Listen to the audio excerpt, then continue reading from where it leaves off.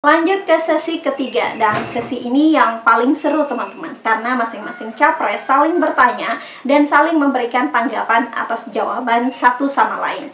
Pada sesi ini diawali dengan capres nomor urut 1 bertanya kepada capres nomor urut 2. Di sini Pak Anies bertanya bahwa apa perasaan Pak Prabowo ketika mendengar pencalonan bermasalah secara etika.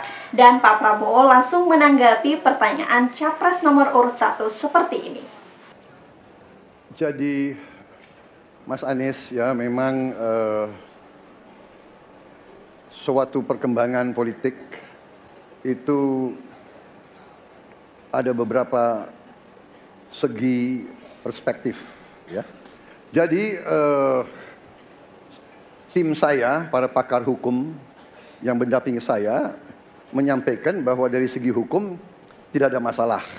Masalah yang dianggap pelanggaran etika sudah diambil tindakan dan keputusan ya waktu itu oleh pihak yang diberi wewenang, kemudian sudah ada tindakan dan tindakan pun itu masih diperdebatkan karena yang bersangkutan masih memproses. Tetapi intinya adalah bahwa keputusan itu final dan tidak dapat dirubah. Ya, saya laksanakan ya.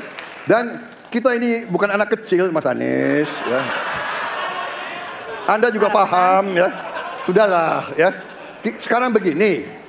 Intinya rakyat yang putuskan, rakyat yang menilai. Kalau rakyat tidak suka Prabowo dan Gibran, nggak usah pilih kami, saudara-saudara sekalian. Dan saya tidak takut tidak punya jabatan, Mas Anies. Sorry ya. Sorry ya.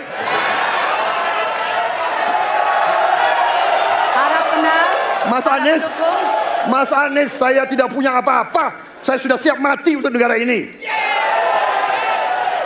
Tidak berhenti sampai di situ teman-teman. Pak Anies Baswedan kemudian menanggapi balik jawaban dari Pak Prabowo dengan menyinggung fenomena ordal atau orang dalam.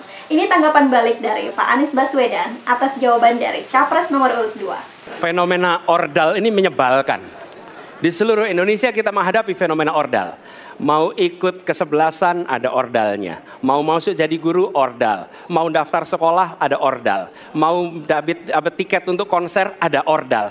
Ada ordal di mana-mana yang membuat meritokratik nggak berjalan. Yang membuat etika luntur. Dan ketika fenomena ordal itu bukan hanya di masyarakat, tapi di proses yang paling puncak terjadi ordal, maka rakyat kebanyakan, dan ini saya rasakan beberapa waktu yang lalu, beberapa orang guru berjumpa dengan saya dan mereka mengatakan, Pak, di tempat kami pengangkatan guru-guru itu mendasarkan ordal. Kalau tidak ada ordal, nggak bisa jadi guru, nggak bisa diangkat. Lalu apa jawabannya? Atasan saya bilang, wong yang di Jakarta aja pakai ordal, kenapa kita di bawah tidak boleh pakai ordal? Mas Anies, dalam demokrasi kekuasaan tertinggi ada di rakyat. Hakim yang tertinggi adalah rakyat. Tanggal 14 Februari, rakyat yang akan mengambil keputusan. Kalau kami tidak benar, salah, berkhianat, rakyat yang akan menghukum kami. Selanjutnya, capres nomor urut 2 bertanya kepada capres nomor urut 3. Begini tanya jawab antara capres nomor urut 2 ke capres nomor urut 3. Kemudian dilanjutkan dengan tanya jawab antara capres nomor urut 3 ke nomor urut 1. Dan tanya jawab antara capres nomor urut 3 ke nomor urut 2. Dan capres nomor urut 2 ke nomor urut 1. Ini tanya jawab antara capres dan cawapres Indonesia 2024. Mas Ganjar punya pengalaman sebagai gubernur. Saya ingin bertanya bagaimana pemikiran Bapak untuk mengatasi pengangguran yang masih banyak, terutama lulusan-lulusan sekolah dan sarjana yang belum tertampung. Mungkin pengalaman Bapak bisa Bapak memberi suatu pencerahan kepada kami. Terima kasih. Isu ini sangat kontekstual dan saya kira dari pertanyaan masyarakat begitu sulitnya mendapatkan pekerjaan. Ada beberapa poin, Pak. Yang pertama adalah membuka ruang investasi yang cukup besar dengan cara memastikan penegakan hukumnya bisa berjalan baik, kepastian hukumnya berjalan dengan baik, transparan, akuntabel, mudah, murah, cepat dalam sebuah layanan. Tanpa itu dilakukan, mereka akan minggat dan mereka akan pergi, tidak mau datang. Yang kedua, ketika mereka datang, sudah masuk berinvestasi katakan, pusat-pusat pertumbuhan sudah diberikan kepada mereka oleh pemerintah dengan fasilitasi kawasan industri umpama, insentif pajak umpama, kemudahan perizinan, ease of doing business umpama, maka ketika kemudian itu sudah berjalan, Pak, yang mesti disiapkan adalah SDM. Ketangguhan SDM untuk menjemput itulah yang kita siapkan. Apa itu? Sekolah vokasi, nggak ada yang lain. Dan kemudian SDM inilah yang kita bisa pastikan bahwa mereka sampai dengan 12 tahun mesti sekolah dan gratis. Inilah yang kemudian bisa kita dorong untuk kemudian mereka bisa naik. Ada juga tindakan afirmasi sekaligus untuk menurunkan kemiskinan adalah setiap satu keluarga miskin kita kasih kesempatan satu anaknya sampai ke perguruan tinggi. Karena itulah yang akan membongkar dan kemudian memberikan ruang pekerjaan yang jauh lebih banyak kepada mereka. Maka peran-peran inilah yang mesti kita dorong. Kawasan industri Kendal sudah bekerja sama dengan 100-an lebih sekolah vokasi. Kawasan industri di Batang sedang kita siapkan, bahkan kita bangunkan sekolah. Kerjasama antara pusat, provinsi, kabupaten menjadi begitu penting untuk memfasilitasi itu, dan kemudian tugas kita mensosialisasikan untuk mereka bisa terlibat di dalamnya. Saya senang mendengar jawaban itu.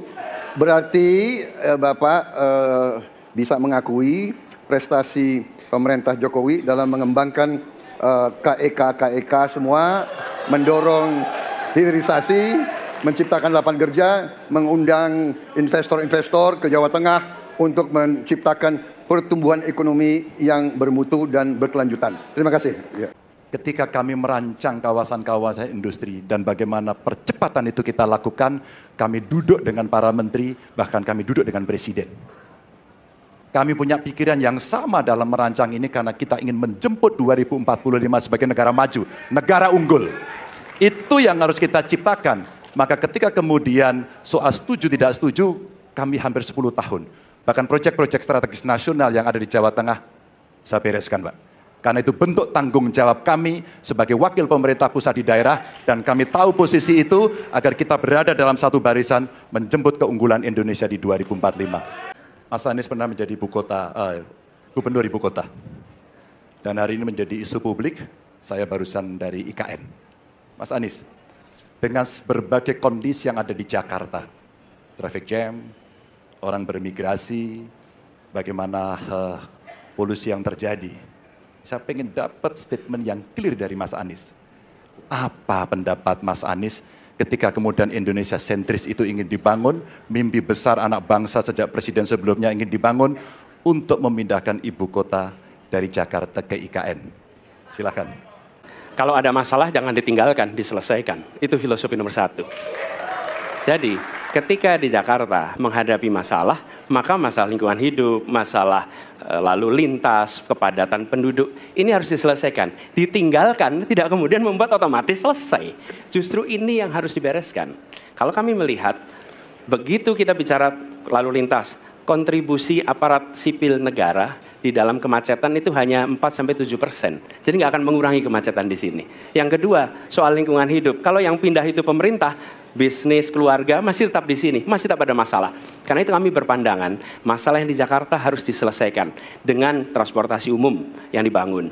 Kemudian yang kedua, menambah taman yang dibangun, transportasi umum berbasis elektrik. Dan itu semua dikerjakan untuk membuat Jakarta menjadi kota yang nyaman, aman, kota yang membuat kita bisa hidup dengan sehat. Itu terkait dengan Jakarta. Jadi, jangan kita meniru pemerintah Belanda. Mereka punya kota tua. Ketika kota tua turun permukaan, mereka pindah ke selatan, bikin di sekitar Monas. Ditinggalkan, masalah tidak diselesaikan. Kita harus menghadapi masalah dengan menyelesaikan. Lalu yang kedua, terkait dengan IKN. Ketika kita memiliki masalah yang masih urgen di depan mata kita, di Kalimantan sendiri, kebutuhan untuk membangun sekolah yang rusak sangat banyak. Membangun kereta api atau jalur tol antar kota di Kalimantan itu urgen. Yang merasakan dari uang itu siapa? Rakyat.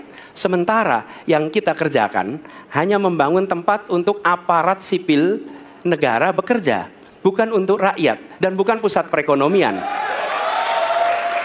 apakah boleh saya simpulkan kalau begitu, Mas Anies dalam posisi yang oposisi terhadap beberapa kebijakan termasuk IKN, menolak IKN dilanjutkan? Terima kasih. Inilah salah satu contoh produk hukum yang tidak melewati proses dialog publik yang lengkap. Sehingga dialognya sesudah jadi undang-undang. Dan ketika dialognya sudah undang-undang, siapapun yang kritis dianggap oposisi, siapapun yang pro dianggap pro pemerintah.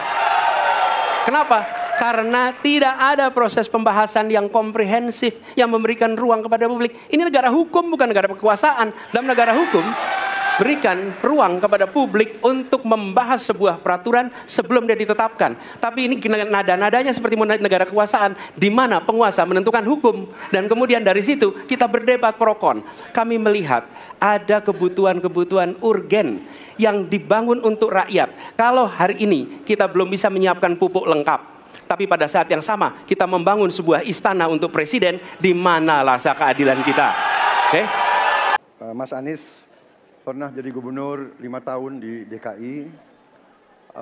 Anggaran DKI setahun sekitar 80 T.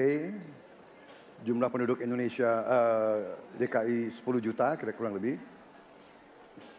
APBD Jawa Barat 35 T, jumlah penduduknya 50 juta, 5 kali DKI. Tetapi selama Mas Anies mimpin, sering sekali DKI menerima indeks polusi tertinggi di dunia. Bagaimana dengan anggaran 80 T, Pak Anies sebagai gubernur tidak dapat berbuat sesuatu yang berarti untuk mengurangi polusi? Terima kasih. Pak Prabowo, terima kasih atas pertanyaan yang bagus, tetapi kurang akurat. Saya akan jelaskan, Pak. Ketika satu daerah mengatakan di tempat kami tidak ada COVID, di tempat kami COVID banyak. Lalu yang tidak ada COVID kami tanya, kenapa tidak ada COVID? Kami nggak punya alat testing, Pak. Karena tidak punya alat testing, maka tidak ada COVID. Yang punya alat testing, maka ada COVID. Okay? Saya tidak banyak COVID, Boleh saya selesaikan dulu? Ya. Jadi, apa yang terjadi? Di Jakarta kami memasang alat pemantau polusi udara. Bila masalah polusi udara itu bersumber dari dalam kota Jakarta, maka hari ini, besok, minggu depan konsisten selalu akan kotor. Tapi apa yang terjadi? Ada hari di mana kita bersih, ada hari di mana kita kotor. Ada masa minggu pagi, Jagakarsa sangat kotor. Apa yang terjadi? Polusi udara tak punya KTP. Angin tak ada KTP-nya. Angin itu bergerak dari sana-sini. Ketika polutan yang muncul dari pembangkit listrik, tenaga uap, mengalir ke Jakarta, maka Jakarta punya indikator, karena itu Jakarta mengatakan ada polusi udara. Ketika anginnya bergerak ke arah Lampung, ke arah Sumatera, ke arah Laut Jawa, di sana tidak ada alat monitor, maka tidak muncul. Dan Jakarta pada saat itu bersih. Kalau problemnya dari dalam kota saja, maka konsisten tiap waktu. Ya, kita punya masalah polusi. Karena itu kita kerjakan dengan apa? Kita lakukan, Pak. 1, dengan pengendalian emisi dari kendaraan bermotor dan pengujian emisi sekarang wajib. Yang kedua, elektrifikasi kendaraan umum. Yang ketiga, konversi kendaraan umum. Dan dulu yang naik kendaraan umum hanya 350.000 per hari, sekarang 1 juta per hari. Jadi itu kita kerjakan untuk menangani soal polusi di Jakarta. Ya susah kalau kita menyalahkan angin dari mana-mana, ya. Jadi saya bertanya dengan anggaran segitu besar, jumlah langkah-langkah yang bisa dilakukan untuk dengan real dalam 5 tahun mengurangi polusi, juga di mana rakyat Jakarta begitu banyak yang mengalami sakit pernafasan. Jadi saya kira kalau kita dengan gampang menyalahkan angin, hujan dan sebagainya, ya mungkin tidak perlu ada pemerintahan kalau begitu, ya. Terima kasih. Ya. Inilah bedanya yang berbicara pakai data, yang berbicara pakai fiksi. Okay? Ini pakai data.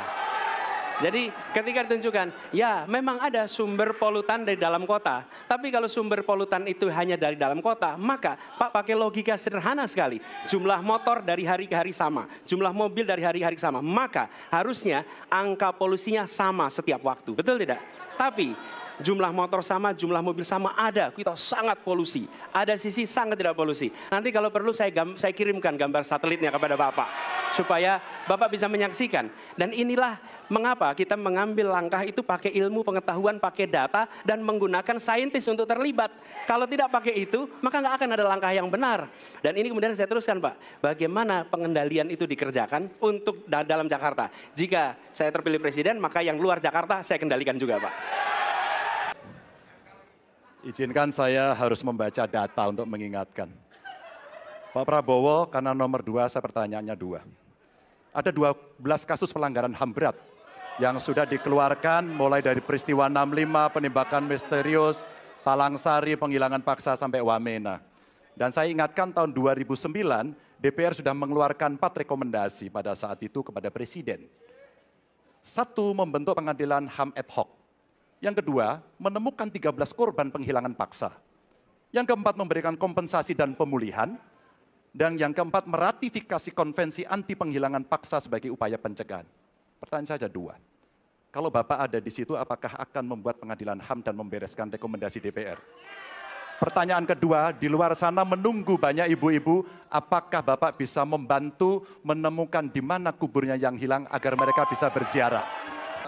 Ganjar tadi justru Anda sebut tahun 2009 kan? Ya. Jadi sekian tahun yang lalu kan? Betul. Dan masalah ini ditangani justru oleh wakil presiden Anda. Ya. Ya. Jadi apalagi mau ditanya kepada saya? Saya sudah menjawab berkali-kali, ada rekam digitalnya. Saya sudah jawab berkali-kali. Tiap 5 tahun kalau polling saya naik, ditanya lagi soal itu. Bapak tahu data nggak? Bapak tanya ke Kapolda, tahun ini berapa orang hilang di DKI? Tahun ini, ya, ada mayat yang diketemukan baru beberapa hari yang lalu dan sebagainya. Come on, Mas Ganjar. Ya, jadi saya tadi katakan, saya merasa bahwa saya yang sangat keras membela hak asasi manusia. Nyatanya orang-orang yang dulu ditahan, tapol-tapol, yang katanya saya culik, sekarang ada di pihak saya membela saya, saudara sekalian.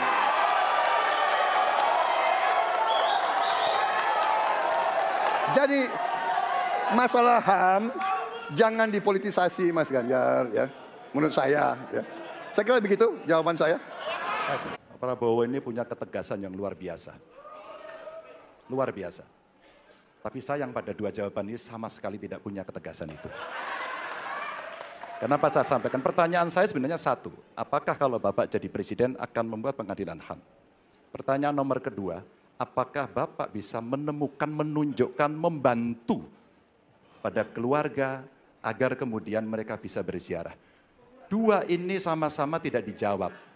Maka kalau kemudian saya boleh meminta, kalau saya jadi presiden, Pak, saya akan bereskan ini, Pak. Agar kemudian dalam kontestasi pilpres berikutnya, ini tidak akan muncul lagi karena presidennya tegas menuntaskan pekerjaan itu pada eranya. Terima kasih. Loh, kok dibilang saya tidak tegas? Saya tegas akan menegakkan hak asasi manusia.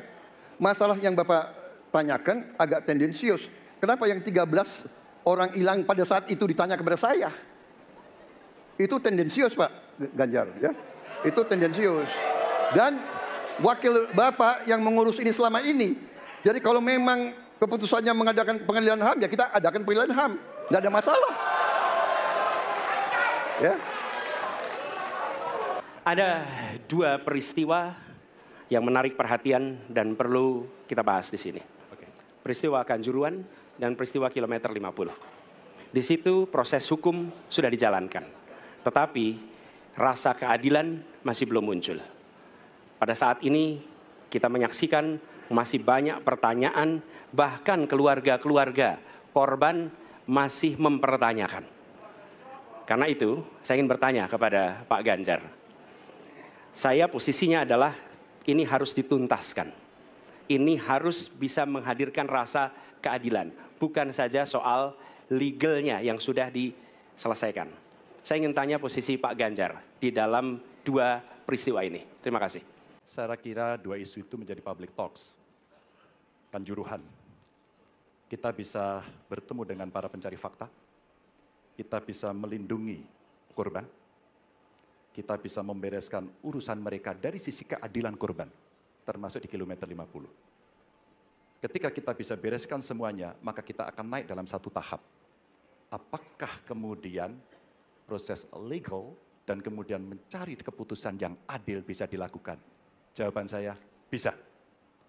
Jadi dalam pemerintahan ini mesti berani untuk tidak lagi menyandra persoalan-persoalan masa lalu sehingga berlarut-larut. Sehingga apa yang terjadi ketika muncul terus-menerus akan menjadi sensi. Sensi terus, karena tidak pernah ada keputusan. Maka cara-cara ini mesti dihentikan dan kita mesti berani tegas. Kadang-kadang kita juga mesti harus berpikir dalam situasi yang lebih besar. Mari kita ciptakan kembali Undang-Undang KKR. Mari kita hadirkan kembali Undang-Undang KKR agar seluruh persoalan-persoalan pelanggaran HAM itu bisa kita bereskan dengan cara itu. Sehingga bangsa ini akan maju dan tidak lagi kemudian berpikir mundur karena persoalan-persoalan seperti itu yang tidak pernah dituntaskan. Kita harus tuntaskan itu. Jawabannya kurang komprehensif karena masalahnya lebih kompleks dari itu, Pak Ganjar. Tapi izinkan saya sampaikan, untuk seperti ini minimal saya melihat harus mengerjakan minimum 4 hal. Satu adalah memastikan bahwa proses hukum menghasilkan keadilan. Yang kedua, ungkap seluruh fakta sehingga kebenaran menjadi pengetahuan semua, termasuk closure bagi keluarga. Yang ketiga, korban, harus ada kompensasi. Clear. Dan yang keempat, negara harus memberikan jaminan bahwa peristiwa-peristiwa seperti ini tidak boleh berulang kembali. 4 harus dikerjakan.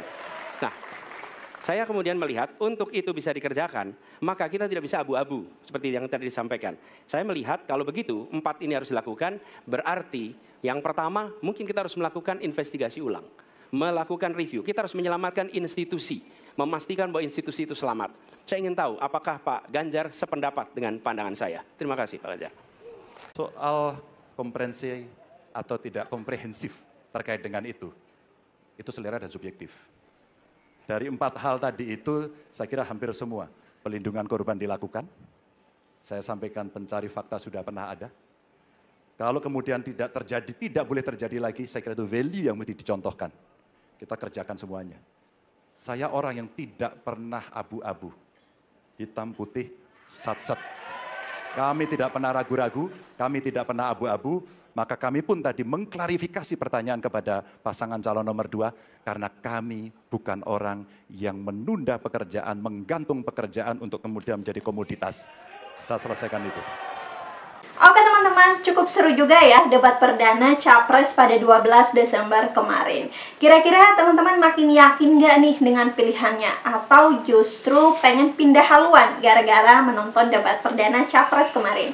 Apapun pilihan teman-teman, jangan lupa untuk tetap jadi pemilih yang bijak. Dan yang penting adalah jangan sampai golput.